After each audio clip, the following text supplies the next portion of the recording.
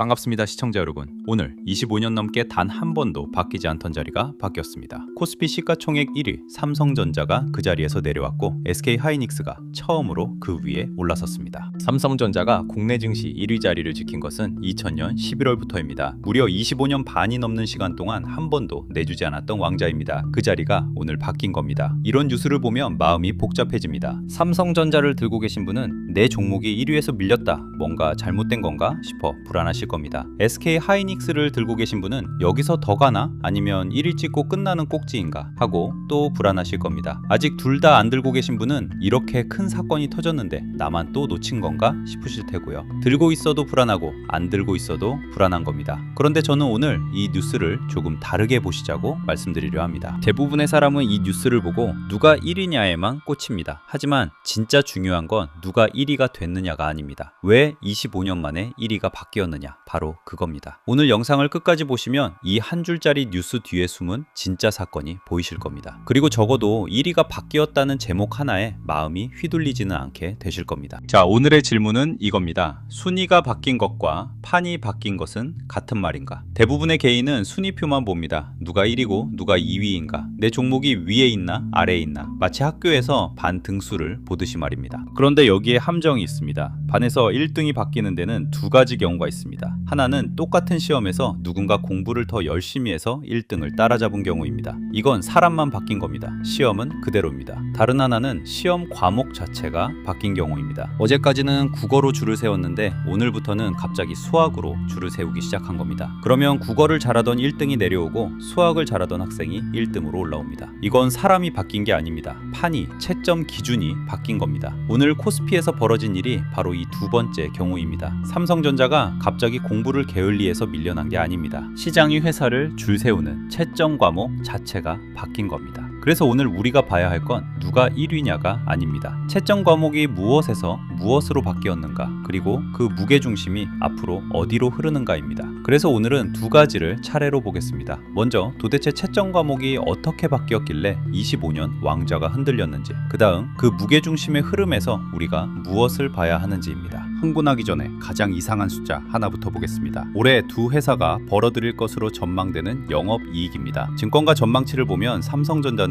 100조 원을 훌쩍 넘고 SK하이닉스는 100조 원에 육박하는 수준입니다. 전망상으로는 오히려 삼성전자가 버는 돈이 더 많습니다. 자, 그러면 이상하지 않습니까? 버는 돈은 삼성이 더 많은데 회사 가치, 즉 시가총액은 하이닉스가 먼저 1위로 올라섰습니다. 상식대로라면 더 많이 버는 회사가 더 비싸야 할 텐데 거꾸로인 겁니다. 바로 여기에 오늘의 진짜 비밀이 들어있습니다. 비밀을 풀기 전에 사실관계부터 정확히 짚겠습니다. 오늘 SK하이닉스가 삼성전자를 제친 것은 맞습니다. 다만 정확히 말씀드리면 보통주 시가총액 기준입니다. 두 회사의 시총은 각각 2천조 원 안팎으로 사실 종이 한 장 차이에 가깝습니다. 게다가 삼성전자는 우선주라는 또 다른 주식이 있는데 그 우선주까지 모두 합치면 전체 회사 가치로는 아직 삼성전자가 앞섭니다. 그러니 삼성이 완전히 졌다, 이제 끝났다 같은 표현은 정확하지 않습니다. 초박빙의 역전이고, 그래서 더더욱 순위 자체보다 외가 중요한 겁니다. 시가총액이라는 건 회사가 지금 버는 돈만 보는 게 아닙니다. 앞으로 얼마나 더 벌 것인가,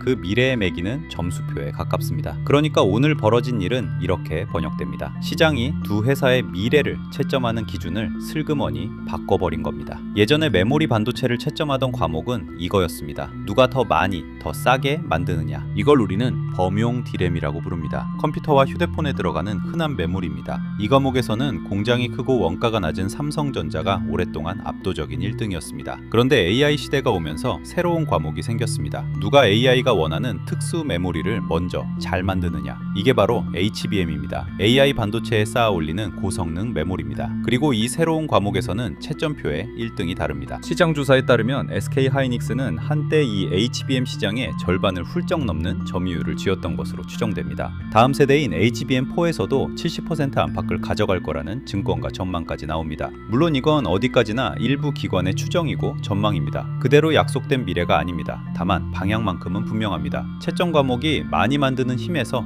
AI가 달라는 메모리로 옮겨가는 동안 그 세 과목을 가장 잘 풀던 학생이 SK하이닉스였던 겁니다. 그래서 오늘 1등이 바뀐 것처럼 보이는 겁니다. 그리고 시장이 이 세 과목에 이렇게까지 높은 점수를 주는 데는 이유가 있습니다. 이 AI용 메모리는 지금 쉬지 않고 만들어도 모자라고 그 부족이 앞으로 몇 몇 년은 더 이어진다는 전망이 나오기 때문입니다. 주문은 줄을 섰는데 물건이 부족한 상태가 길게 이어진다면 시장은 그 회사의 미래에 더 큰 값을 매깁니다. 지금 버는 돈보다 앞으로 벌 돈을 더 크게 보는 겁니다. 그래서 버는 돈은 삼성이 많아도 미래 점수표인 시가총액은 하이닉스가 먼저 1위로 올라선 겁니다. 다시 강조합니다. 사람이 바뀐 게 아니라 채점 과목이 바뀐 작업입니다. 여기서 개인이 가장 많이 하는 실수가 나옵니다. 순위표만 보고 하이닉스가 이겼다, 삼성은 졌다 하고 한 줄로 정리해버리는 겁니다. 그런데 진짜 사건은 승패가 아닙니다. 메모리라는 산업 안에서 돈의 무게중심이 통째로 옮겨가고 있다는 사실입니다. 예전에는 메모리 산업의 돈이 범용 디램이라는 본류를 따라 흘렀습니다. 그런데 그 강의 본류가 지금 AI 메모리라는 새 물길로 옮겨가고 있는 겁니다. 오늘의 시총 역전은 그 물길이 바뀌었다는 걸 알리는 하나의 신호등일 뿐입니다. 신호등 색깔이 누구에게 먼저 켜졌느냐를 두고 다투는 동안 정작 봐야 할 건 물이 어느 쪽으로 흐르기 시작했느냐입니다. 그리고 이게 왜 우리에게 중요하냐?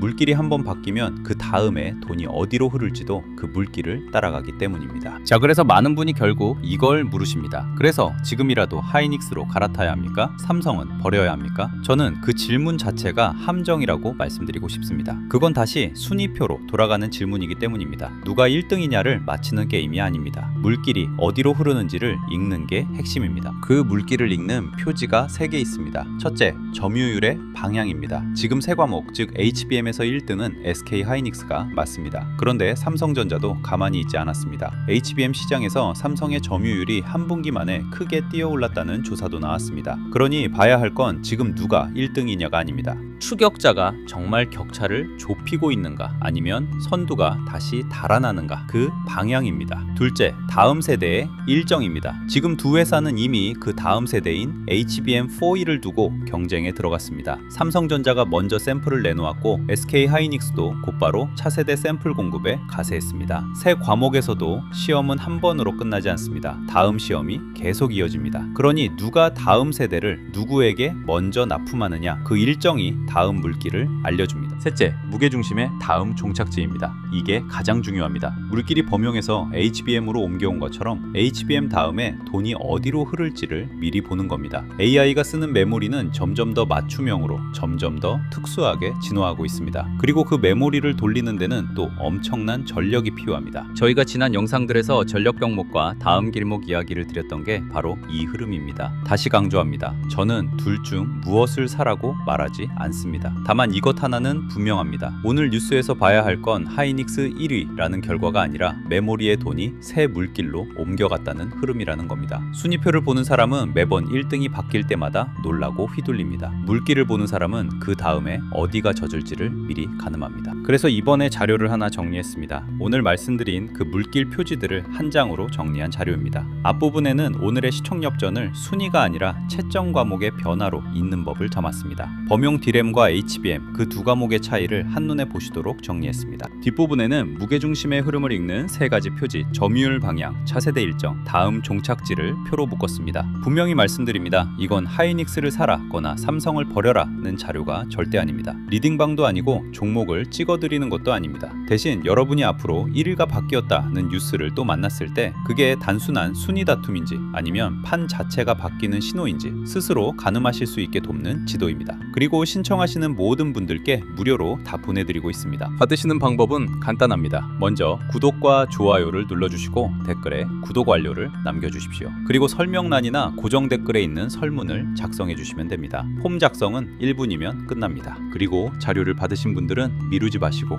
꼭 천천히 읽어보시기 바랍니다. 오늘 이야기를 정리하겠습니다. 25년 만에 코스피 1위가 바뀌었습니다. 하지만 진짜 사건은 누가 1위냐가 아닙니다. 회사를 줄 세우는 채점 과목이 많이 만드는 힘에서 AI가 달라는 메모리로 바뀐 겁니다. 버는 돈은 아직 삼성이 더 많고 우선주까지 합치면 회사 가치도 초박빙입니다. 그러니 순위 한 줄에 1위 1비할 일이 절대 아닙니다. 봐야 할 건 순위표가 아니라 돈의 무게중심이 어느 물길로 흐르는가입니다. 그 물길을 읽는 표지는 세 가지였습니다. 점유율의 방향, 차세대 일정, 그리고 다음 종착지. 순위가 바뀔 때마다 놀라는 사람과 물길을 손에 쥔 사람은 다음 뉴스 앞에서 완전히 다른 자리에 서 있을 겁니다. 이 흐름은 오늘로 끝이 아닙니다. 물길은 또 옮겨갈 것이고 돈은 또 다음 길목으로 흐를 겁니다. 저는 그 길목을 계속 가장 쉽게 짚어드리겠습니다. 놓치지 마십시오. 끝까지 시청해주셔서 감사합니다. 오늘 이 기준 하나가 여러분이 흔들릴 때 붙잡을 단단한 손잡이가 되었기를 바랍니다.